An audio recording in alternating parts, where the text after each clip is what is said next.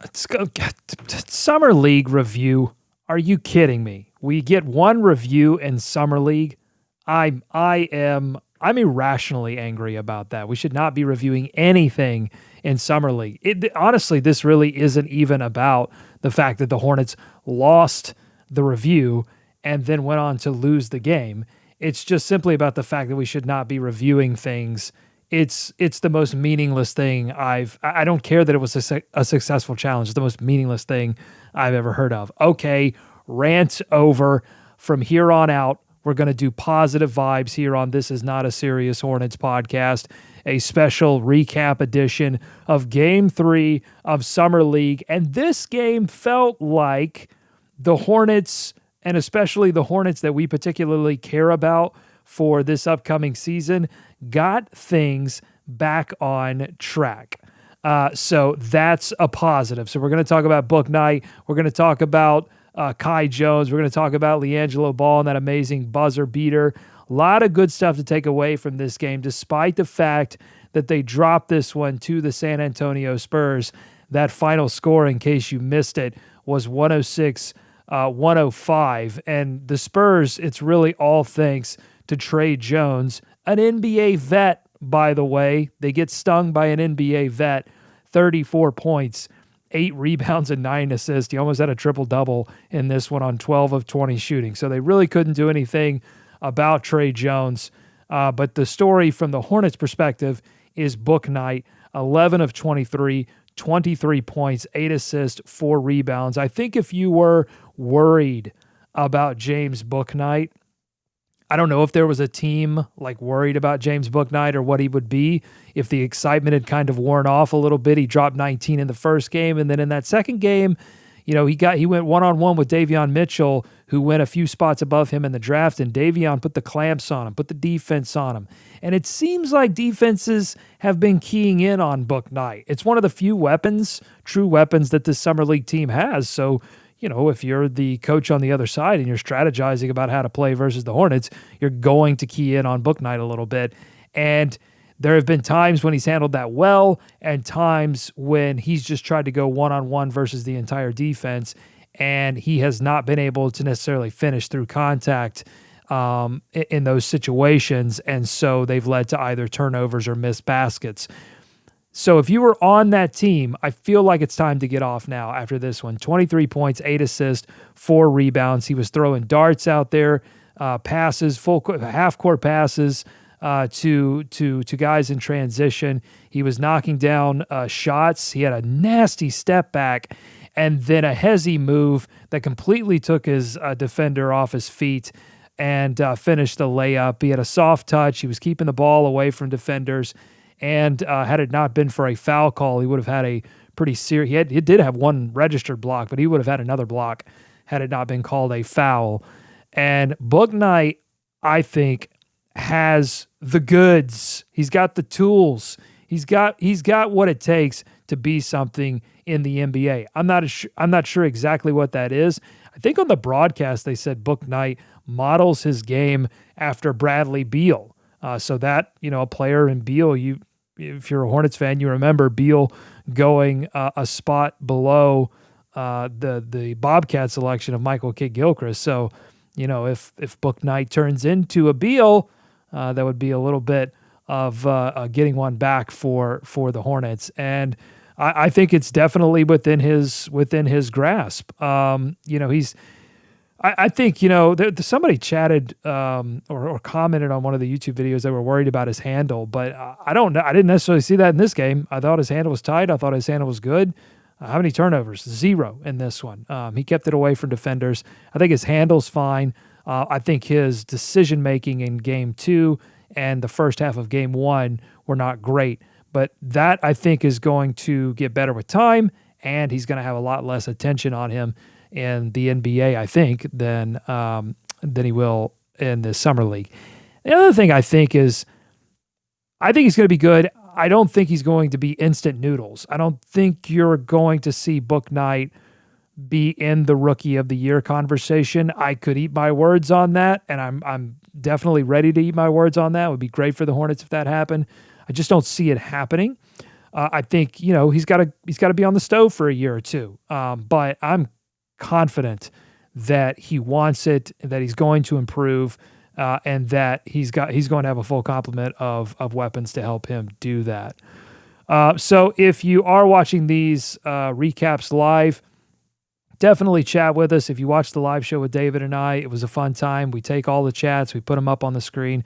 So hit us up on that. So let's see what else we got here. Vernon Carey Jr. added 19 points, 8 rebounds, 7 of 15 from the floor. Nice outing from him. And if you look at the Hornets roster right now, they're going to need Vernon Carey. If they don't make any other moves, they're going to need Vernon Carey's services for depth at the center position. So you really, I think, come away from this one feeling a little less worried about Vernon Carey Jr. Didn't see much of him in game 2. It seemed like they were giving a little bit more of a look to Nick Richards and a little bit more of a look to JT Thor because it was Thor's first opportunity to play. Thor did grab a few minutes in this one as well, 16, almost 17 minutes off the bench, but Nick Richards getting 0. So you can see the team right now getting a good look at Vernon Carey. And this is before we've still got training camp. And the Hornets are going to be taking they'll be taking more than 20, but they've got 18 players right now on guaranteed or two-way contracts. And then they've got 2 players in Jalen McDaniels and Cody Martin on non-guaranteed deals. And then they may bring several other players from this summer league roster. And they also have DJ Carton, who's on an Exhibit 10 and a training camp contract. So they're going to be bringing a lot of players to camp. It's going to be a competitive camp. There are roster spots. They've got too many players right now under contract. They've got to get that situation figured out. I don't know how they're going to do the math on that one and make it all work. But it's nice to see Vernon Carey, 23 minutes. Again, nice stat line, 19 points, 8 rebounds, only 2 turnovers. I thought he looked pretty good out there. He was a presence for sure. Speaking of a presence, Kai Jones, stat sheet didn't love him on this one. Only 10 points, 5 rebounds, 1 assist, 2 turnovers, 4 of 7 from the field. So it was an efficient day for Kai, but he had that just sick move. He can put the ball on the floor. How much does that translate? Once he gets to the NBA, his body isn't there. He's got to get stronger. He's got to put some more weight on. But Kai Jones is another guy. He probably would benefit from not seeing serious minutes in year 1 and having that time to develop. But the Hornets' big situation being what it is, Kai may, if you have a few injuries to a Plumlee or a Washington, all of a sudden, you're going to need those reserve services of Vernon Carey and Kai Jones. But he's still doing some amazing things. Crazy movement from a guy his size. So really exciting to see. Scotty Lewis started in this game, gave the Hornets 21 minutes, 3 of 5 from the field, 6 points, 4 assists, 3 rebounds, was active defensively, did kind of over foul in this one, had 5 personal fouls. So he's got to clean that up. But he's on a 2-way contract, 2nd-round pick. Hornets took a flyer on him, lengthy. That's the other thing. You take Scotty Lewis, you take Kai Jones, you take JT Thor.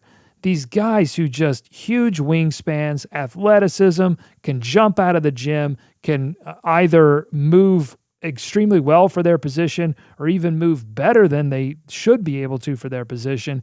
That's exciting. Just like I want you as a Hornets fan to take it in like I'm taking it in. Seeing Thor and Kai and Scotty and all of these players do what they're doing right now is like such a breath of fresh air. It's what I've been calling for I feel like I've been calling for this since the Hive Talk Live days when this show was done out of a mother-in-law suite out of Nashville, Tennessee before I even moved to Charlotte. I was like, can we get some players that are just like athletic freaks on this team? It feels like this team for so long has been built on skill alone when the NBA has been moving towards this kind of player that we're seeing now, that Mitch Kupchak and company are just collecting and accumulating. It's been fun to see. Okay, we have a few people on the chat. I want to get to those. Danny on the chat, always reliable to a chat for the chat. Danny says, do you think Kai this year is dramatically worse than Biz last year? That's an interesting question. I mean, I feel like they're two different players. So I don't know that comparing them one-to-one is really fair. Kai is obviously going to do things for you offensively that Biz was just like incapable of doing. But defensively, yeah, I mean, I think Biz could hang with NBA level players in a way that Kai is going to really struggle with. But the Hornets are not going to hang their hat on defense this season. I mean, I think that's abundantly clear. The Hornets are going to have to really run the score up early in the year, try to play fundamentally sound defense, and accept that there are going to be certain teams that overwhelm them physically or and hopefully don't outrun them. Hopefully this team can get back on defense and just get set and give themselves an opportunity to make a play. But there are going to be some nights when they're just overwhelmed defensively and not making shots. That's going to lead to blowouts. But this team is going to have to play well offensively in order to stay in games. But back to the Biz question, I mean, yeah, I just think they're like so different that it's tough to make that evaluation. But it's certainly Kai's not going to give you anything in terms of really rim protection and maybe some help. He comes over from the help side and scores some blocks. But I just haven't seen anything from him that screams to me like he can hang with NBA level, like strong power forwards. If the other team's playing small, then you got a shot. But it's just going to be tough. David on the chat saying, you've been calling for this roster build for a long, long time. Thank you, David. Thank you, David. Thank you, David. Those chats are always going to make the screen, by the way. Any chat praising my long-term knowledge is going to make the chat. But no, I mean, I think it's just something. It's not just me. I wasn't the only one. I wasn't screaming into the void. I was just voicing what so many fans were feeling and have been feeling for a long time, that this team has been built on skill alone. And we weren't taking chances, and we weren't featuring the kind of players that we saw be successful elsewhere, like Miami. Like, that's the thing. I've been saying for a long time, like, Miami, where do you get all of these toys? Now I go on Twitter and I'm looking at the host of Locked On Thunder crying tears over the fact that we have Bouknight, that we have Jones, that we have Scotty Lewis, that we've got JT Thor. I've got friends in my group chat saying, man, that are fans of other teams saying, boy, I really wish I had your draft. I don't think I've ever. I mean, maybe when I was younger, this probably was the case, and I wasn't paying all that much attention to the draft. But since I've been a like adult Hornets fan, I don't know that I've ever had a friend say, "Hey, I wish I had your draft." The Hornets are accumulating the players that seem to make it in the NBA and have long careers and do fun things. This is as Worldwide Wob call it, this is the why don't we just fly team. It hasn't translated to wins in Summer League, but I'll tell you what, I made a very a purposeful choice in my hat today. So the hat I'm wearing is a Charlotte All-Star hat 2017, aka the All-Star game that never happened. The reason I snagged this before the All-Star game got canceled, when I bought it, I didn't even know it was going to be canceled. I was just excited the All-Star game was coming to Charlotte. I didn't, try to snag some like rare dead merch. But the reason I wore this hat is because just like that faded All-Star game, Summer League, it doesn't really exist. We have to take so much of this with a grain of salt. We can enjoy it, we can give positive vibes, but it really so much of this doesn't really matter. And I thought Chad Ford, I subscribed to his newsletter on Substack, and I thought Chad Ford made a really great point that, like, you're always going to take your biases into the summer league analysis. So if you don't like a player, when that player plays poorly, because the sample size is so small, you're always going to inflict your biases on that player and say, well, he's playing poorly because I told you he was going to play poorly. And if he does something great, then that's going to reinforce whatever bias exists in a person that felt like that player is on the verge of greatness. So I really think we have to stand back and just celebrate the great things that we see, and then take a wait and see approach on everything else, and understand that a lot of these guys, their journey is beginning. And as I said at the top of the show, I don't think that Bouknight or Kai Jones especially, certainly not some of the project players like JT Thor, they're not instant noodles. They're not going to be, I don't think they're going to be, I won't say definitively, but I don't believe you're going to see these players bust out in the way that we saw LaMelo bust out, in the way that we saw Donovan Mitchell bust out and go, wow, that's incredible. Their journey is beginning. But what I am confident in is that Bouknight and Kai Jones want it. They want it bad. And that's going to help them go a long way because they've got an organization that prizes that in players. So, Bouknight was incredible. I think the handles are fine. I thought he pushed the pace a lot better in this game.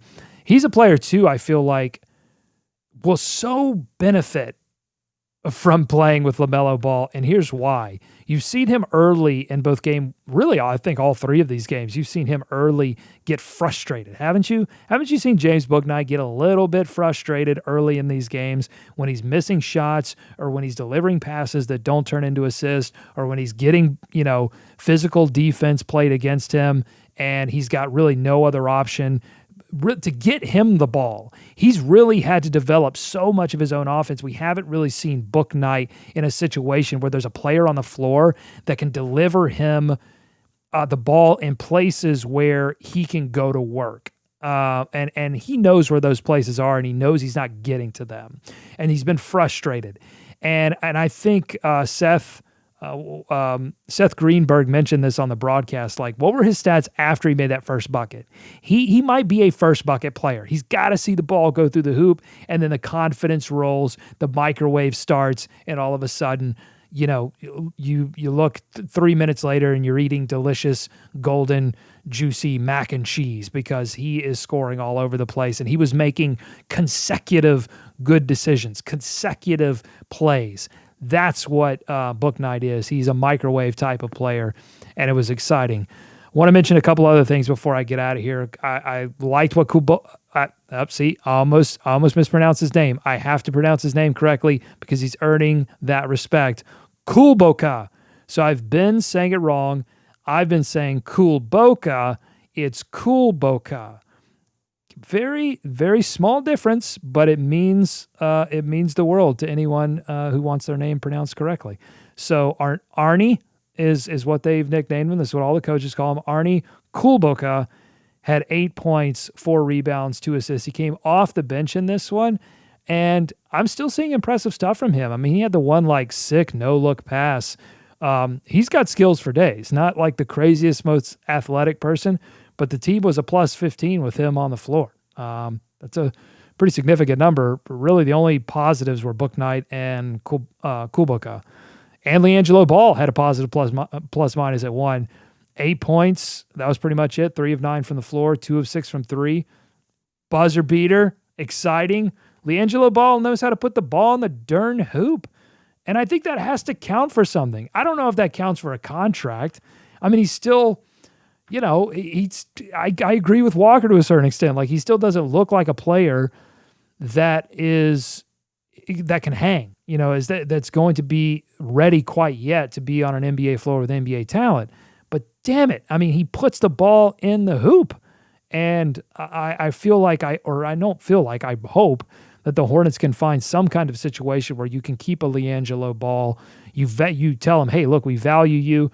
We've already signed, 27 guys to contracts. Okay, this is not the year, but we have a home for you here. We can set you up in a great position that. And a lot of these guys that the Hornets have signed are only on 1-2 year deals. So it's not like LiAngelo it would be far away if he continued to develop. I hope they can present him with that opportunity and that another team doesn't come along and see. But it very well could happen. I mean, other teams are scouting and looking at the roster and saying, okay, who else could we pick up for training camp? So we'll just have to see with LiAngelo. But good on him, man. He's coming in and just doing great things. JT Thor added 10 points in this game and 7 rebounds. JT Thor, another project player, but man, he's active. He's active on the boards. He's active on defense. He's long as heck. And, he was making solid plays out there. Didn't turn the ball over either. 4-4 from the free throw line. He was generally a perimeter player. Doesn't have a terrible stroke. I don't know that he's a perimeter threat, but he's been playing from the outside. So we'll see where he goes in Game 4, and then I think the Hornets will probably maybe get one more in Summer League. I think everybody gets 5, and then but I don't unless this team could make a crazy run, but I don't see them making any kind of Las Vegas tournament run anytime soon. They just haven't been able to put it all together in these games. But it was an exciting game in Vegas, and I'm excited about the Charlotte Hornets. I'm ready for training camp. I know it's a couple months away, but I mean, this is really getting me goosed. It's gonna be a hell of a training camp. I'm telling you, man. It's gonna be competitive. There are roster spots on the line, and I think some pretty serious roster spots. I think generally, unless the Hornets go out and make another move for a big, I think generally, your top of your rotation is pretty set. But we saw last year. Injuries happen, man, and unfortunately they've been happening to the Hornets more than usual. And there could be opportunities for some of these guys who do make it through training camp and make it onto the Hornets roster to get some play time next year. So it's cool. It's cool when we can look at guys 1 through 15 and say, wow, this is a player that I would actually enjoy getting minutes on the floor and not, oh boy, I hope it doesn't come to this. I hope it doesn't come to having to play this guy. That's definitely not what you've seen. All right, last chat, and then I'm getting out of here. Danny on the chat saying Bouknight said he got a call from MJ after the game on Monday. Let's go! The GOAT calling Bouknight. It's like the bat signal going up. Like, oh my God, Jordan's calling me. It's getting serious now, folks. Jordan sees something in Bouknight. And the exciting thing is that we see the same thing that Jordan sees. Sometimes, I have to admit, Jordan sees some things in players that we don't necessarily see. We wonder, why does Michael Jordan see that in that player? But I think in this particular instance, we're on the same page. I think we both see that Bouknight, he's got the goods. Okay. Thank you for joining the live stream. If you didn't join the live stream, if you're just watching this after I posted it, thank you anyway. Support us on Patreon, patreon.com/HornetsPod, and tell somebody about what we're doing here on this YouTube channel. We're trying to build this thing, give you guys an alternative source for some Hornets analysis and news, once or twice a week. Go subscribe and listen to my buddies over at Locked On Hornets. They're doing it every day. They're doing the real work, getting on here every day and giving you analysis. So go check them out. Walker and Nana do a great job over at Locked On Hornets. And we will be back next week to kind of put a bow on all of this summer league and talk about some of the takeaways that we have. David Walker, my co-host, and I will jump on here Monday or Tuesday. Until then, go Hornets, go America. Thank you, MJ. Let's swarm Charlotte.